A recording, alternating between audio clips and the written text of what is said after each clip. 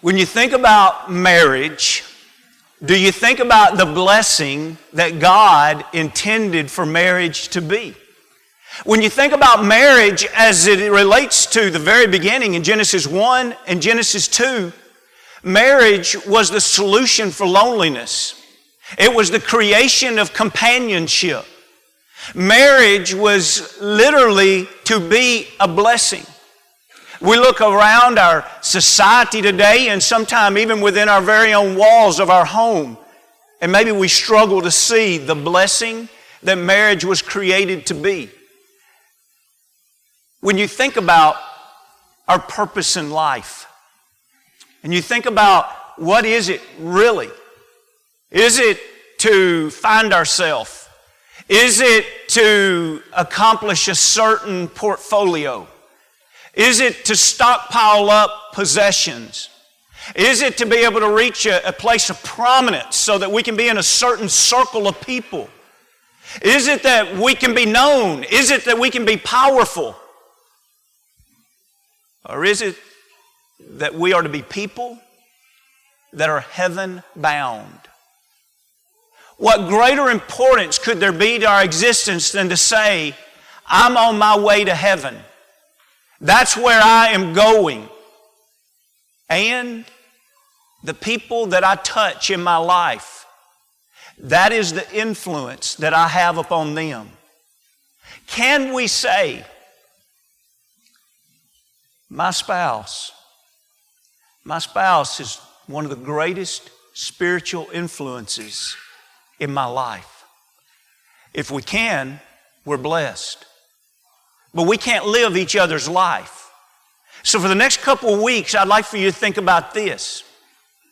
Are you the great spiritual influence in the life of your spouse?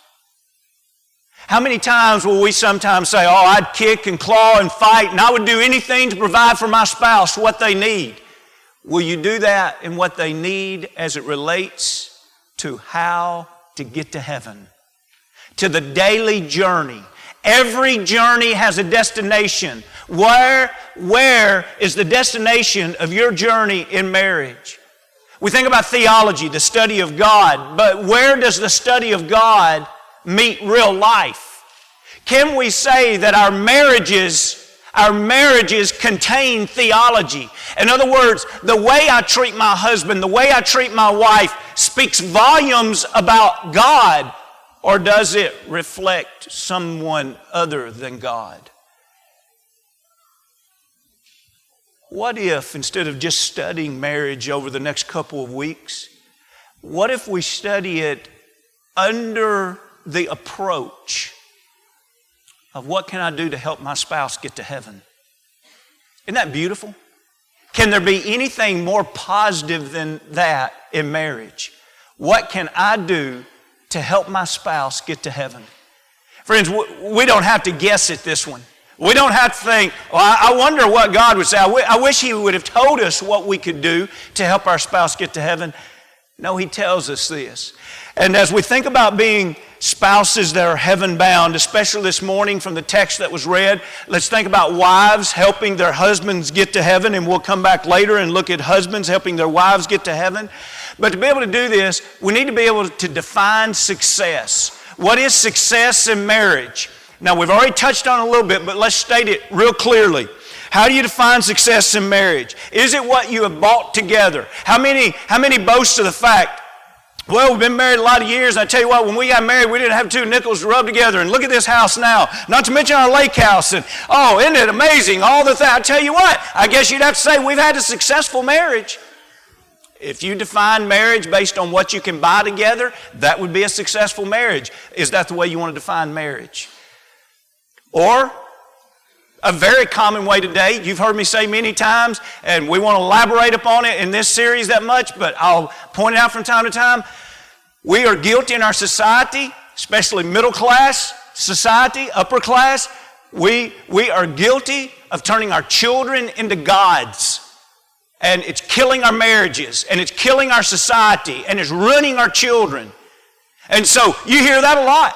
You hear, here's how people define marriage today. Well, I tell you what, we must have done all right. Do you see the degrees our children have?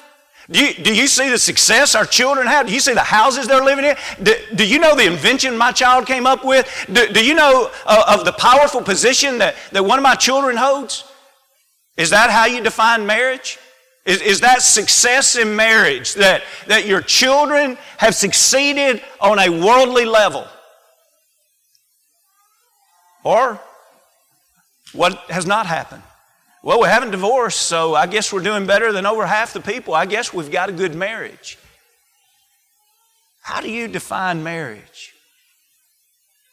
I beg you, if you haven't thought about how you define success in marriage, please take this with you this week and pray about it and meditate upon it and find conviction in your heart that you are defining success in marriage in the same way God would define success in marriage. What if we show up on the day of judgment and I have to step offside because we're not going to stand before God together on the day of judgment? It's one at a time. And what if I have to step off the side and I have to watch my wife answer on the day of judgment and she's able to fulfill all the world standards of success, and then at the end I have to hear the Lord say, "Depart from me, for I never knew you"? Or is it that the greatest success in marriage is having a marriage that is heaven-bound, where we are on our way to heaven and we can honestly say we're doing everything within our power of influence to make sure that our spouse is on the way to heaven? We are closer to God because of the person we married. Can that be true based off your spouse saying that about you? And how sad would it be if your spouse had to honestly say today, "I've really struggled in my spiritual life because of who I married. I used to be closer to God than what I was before I got married, but now they're a strain in my spiritual relationship. They pull me away. They discourage me. They beat me down. I've never felt like such a small, insignificant person. I've never felt like I've struggled so much spiritually." What would be the description? Now, let's give our heart. Let's give our life to being individuals that if in fact we're married, that we are committed to having marriages that are heaven-bound. The text that was just so capably read, did you notice that as he speaks to wives, he gives 3 sentences, and each of those sentences have 2 verses. And I'd like for you to notice the first and the second verse especially, the first and the second sentence especially. And this morning we'll look at primarily the first sentence. But what's interesting to me, and something that I don't guess I've ever noticed before in studying this text, in the first 2 verses, that's the first sentence, he speaks primarily of actions that you could do that would be attractive to your spouse. And by the word attractive, I simply mean get their attention. You know how bugs are attracted to light? What is it that gets the attention of your spouse and gets the attention of your spouse in a favorable way? Wives, how many times has a wife said, "I would love for my husband to be a better man in these particular areas. I don't know how to encourage him"? 1 Peter 3, 1 and 2, he gives some insight to what you can do. Now, in 3 and 4, he gives a second sentence. In the second sentence, he dwells on what attracts the heart of God, and it is the heart of a woman if, in fact, she has the heart that he has designed. And so what we'll probably do next week is come back and start with that part of the lesson and then immediately look at verse 7 in the text and talk about husbands. But I'd like for you to notice especially what is it that wives can do according to God that would be a blessing spiritually to their husbands. Now get this, even if their husbands are not believers. So what can wives do even if their husbands are not believers? Let's go back And let's look at 1 Peter 3, 1 and 2 again. And I'd like for you to especially notice the last phrase in verse 1 and then in verse 2 as we begin looking at this. But back at the beginning of verse 1, it says, "Wives, likewise, be submissive to your own husbands, that even if some do not obey the word, that's talking about some husbands, do not obey the word of God, that's the husbands, without a word, talking about without a word from the wife, may be won to Christ by" what? Here we go. "The conduct of their wives, when they observe your chaste conduct accompanied by fear." What is it that would cause a husband to observe and say, "You know what? When I watch you do that, it makes me want to consider whether or not I want to live a Christian life. When I watch you do that, it encourages me to live a Christian life." Well, what is it? He talks about chaste conduct. The root of the word chaste is innocent, pure, clean, modest. And some translations say conversation. Other translations translate it conduct. It's the idea of what you would say and what you would do. It would pertain to your attitude. And so he says, wives, if you can have a chaste, if you can have a pure attitude, behavior, speech, those are the things that gets a man's attention in the long run. I'd like for you to look with me, if you will, to 2 Corinthians, the 11th chapter. And you can hold your finger here. We'll come back to this.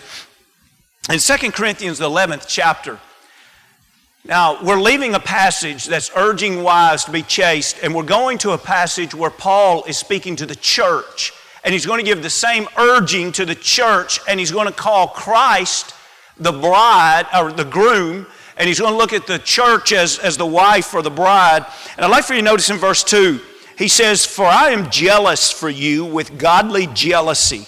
Isn't that interesting? There is a godly jealousy. "For I have betrothed you to one husband." In other words, the congregation there at Corinth, he says, I came and I taught you about Jesus Christ, and I committed you to Jesus Christ. But see, in the time that he's been gone, there have been false teachers to come along, and they have begun following some of the false teachings. And so now he's saying, I see a bit of unfaithfulness. You're not being faithful to your husband, so to speak, here. And so notice he says, "For I betrothed you to one husband," notice the emphasis on one husband, "that I may present you as a chaste virgin to Christ."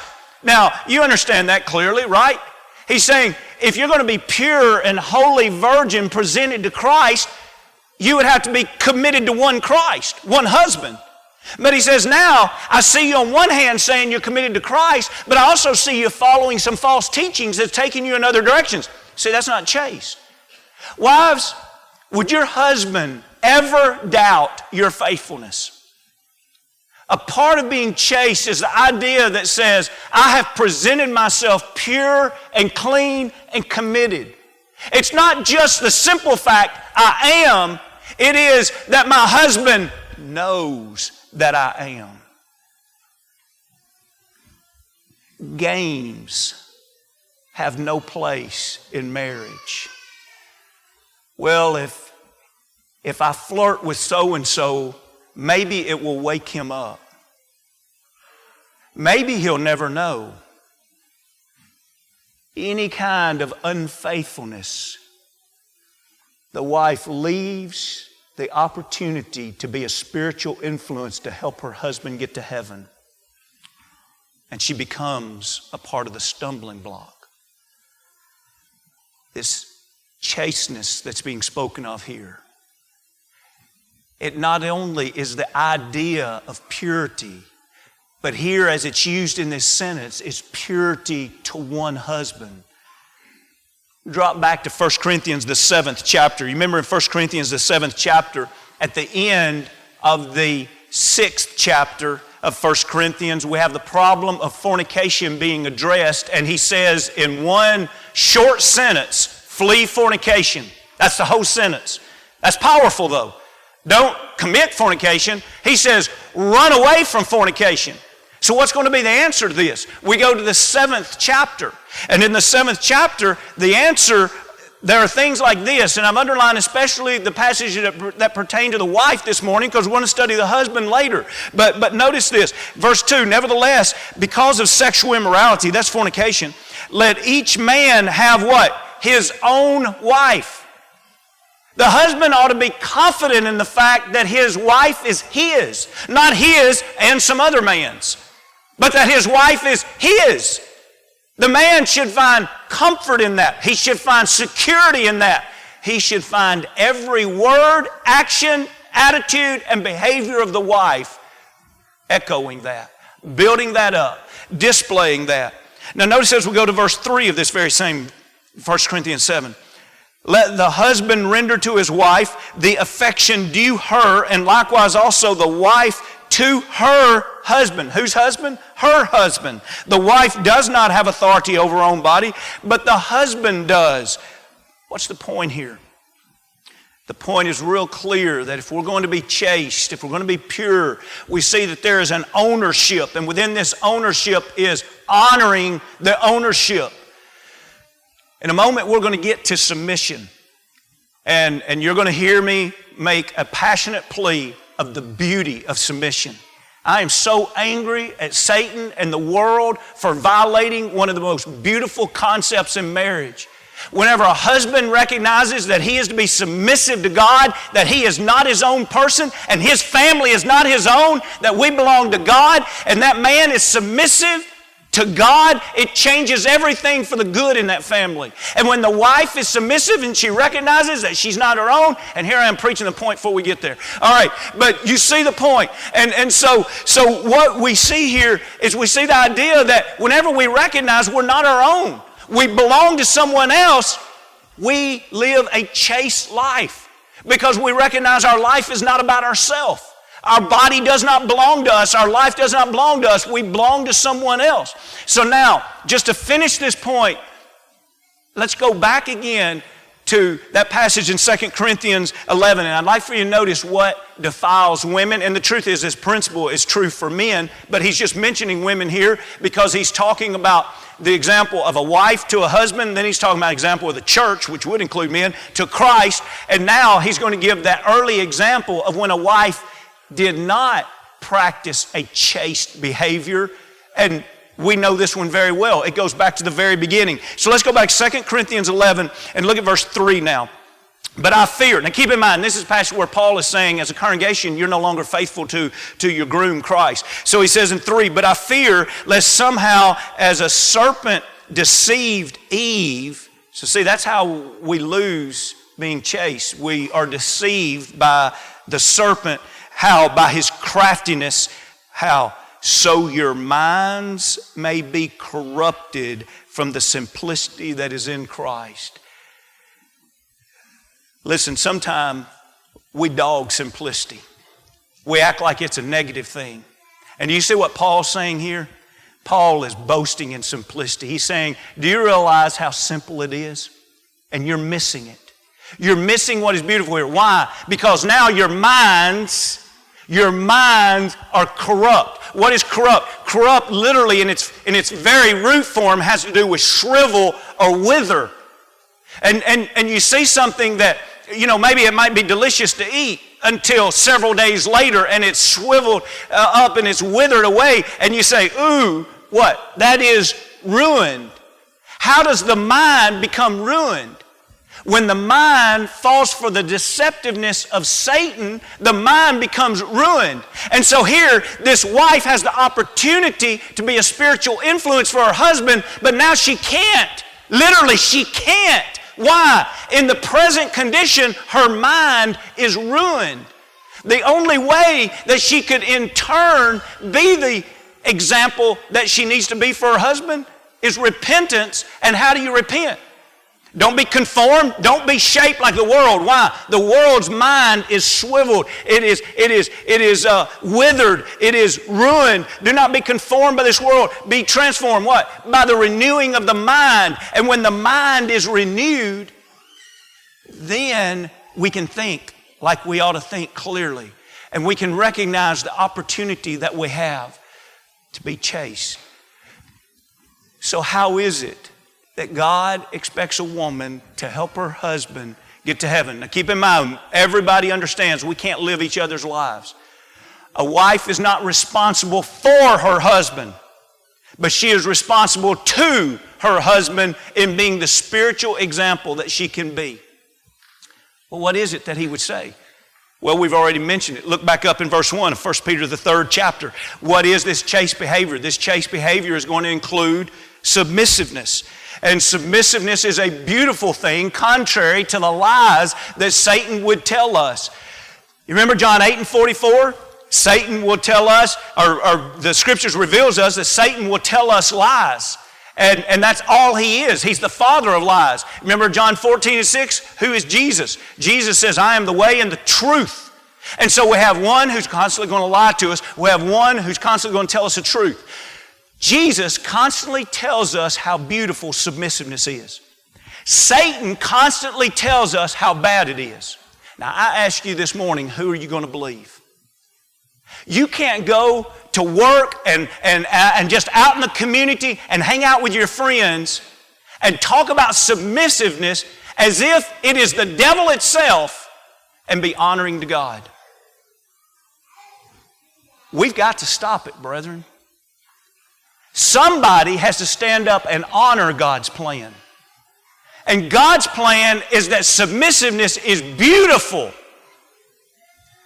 If you and I look back at some of the darkest times in U.S. history, what would we find? Do you remember things that were done in rioting? You know, several of our kids recently have gone to the Civil Rights Museum. And that is a dark chapter in American history. And there's a lot of shame to just walking through that place. There's a lot of thanksgiving for advancements that we've made.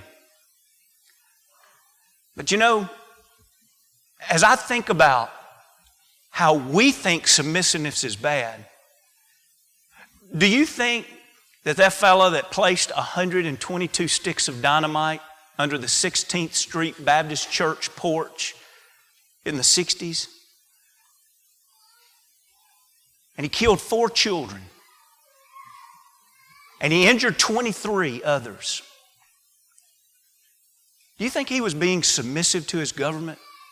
Do you think he's being submissive to the laws of the land? We look at that and we want to shake a fist at it. And we want to say, do you realize how wrong you were? Why was he wrong, brethren? Someone says, preacher, you're being extreme. Is it extreme or not? Or is it just simply this fact?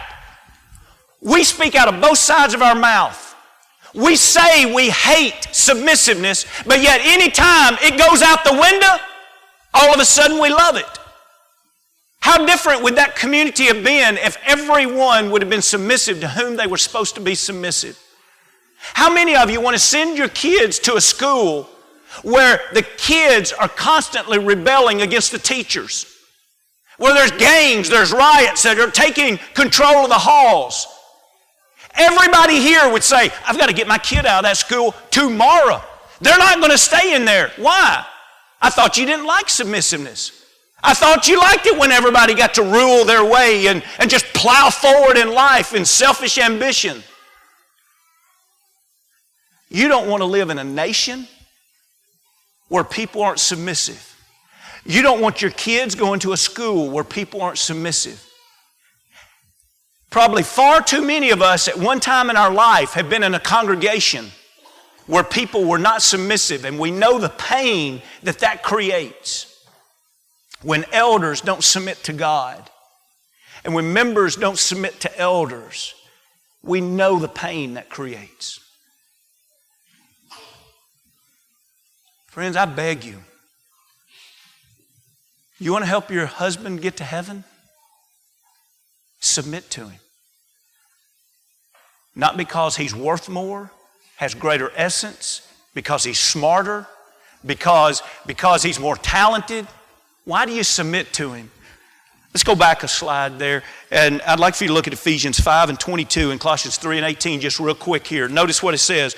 Wives, submit to your own husbands. Why? Because your husband is so much greater than you. No. It has nothing to do with who your husband is. That's why in 1 Peter 3 and 1, he tells wives to submit to husbands who aren't even Christians. It doesn't have anything to do with who your husband is. It's who your God is. Notice the last part. As to the Lord. Look at Colossians 3 and 18. Wives, submit to your own husbands. Notice it's your own husband. There's ownership here. Do we see the responsibility here? As is fitting to the Lord. We know if something fits or not. If you were putting up a piece of molding and you know that you have to go between two walls. You know when you make the cut whether or not it fits. Wives, will God look at your behavior last week? Will He look at your behavior this week as it relates to submissiveness? And will He say, that fits. That fits in my plan. I can bless that home. I can do great things in this home because you're going to see a lot of peace. You're going to see a lot of advancements. Why? A place where God fits is a place where a lot of growth takes place. Any of us that have been married a few years, if we're on track at all, we can look back and every one of us can say, we sure have grown a lot. We've grown spiritually. We've grown in how we work with each other. We've grown a whole lot. Now, what creates that environment where God can grow us? Listen, wives, what will not create that environment is nagging. The absence of nagging is a must. This isn't David Shannon speaking. This is the Word of God. It's our chaste conduct that does the speaking. It's not our nagging. Notice that they, talking about the husband, may be won how? Without a word.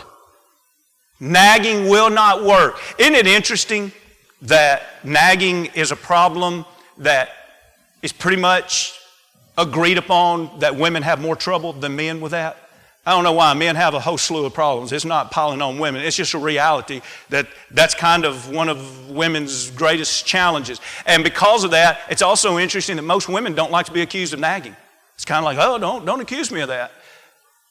But yet, also, a lot of women that nag don't even know they nag. So how do you know if you nag or not? You probably need a girlfriend that's honest enough with you that'll look you in the eyes and say, yeah, you do nag. And then you need to be honest enough with yourself and say, I'm really hurting my marriage. I'm hurting my husband's opportunity to grow because of that kind of behavior. Wives that boast of the fact, they have 2 sons and they boast of the fact and say, yeah, I have 3 babies in my house. That's a good sign that she's a nagger. A real good sign. Because that's what women that nag do. They treat their husband like a child. They turn around to their children like a good mother would do and they tell them what to do. And then they turn around to their husband like a bad wife would do and they tell them what to do. And then they wonder why their husband acts like a child. Now, is he responsible to act like a mature man? Yes. But is he given that environment? No, he's not given that environment. He would just have to overcome his environment to be able to do it. So the challenge is for each of us to do what we can do. And what wives can do, according to God, is they can be chaste in their behavior. Their husband can know beyond any shadow of a doubt that she belongs to him, that she's committed to him. There's no reason to doubt her faithfulness. Number 2, she will, because of that chaste behavior, be submissive because she loves God's plan and she's going to honor God. And number 3, along with that submissiveness is the absence of nagging. It's impossible to be submissive and nagging at the same time. Where does this lead us? To heaven. That's the whole idea. Why would we do these things? We do it because we want to help our spouse and ourselves and the rest of our family get to heaven.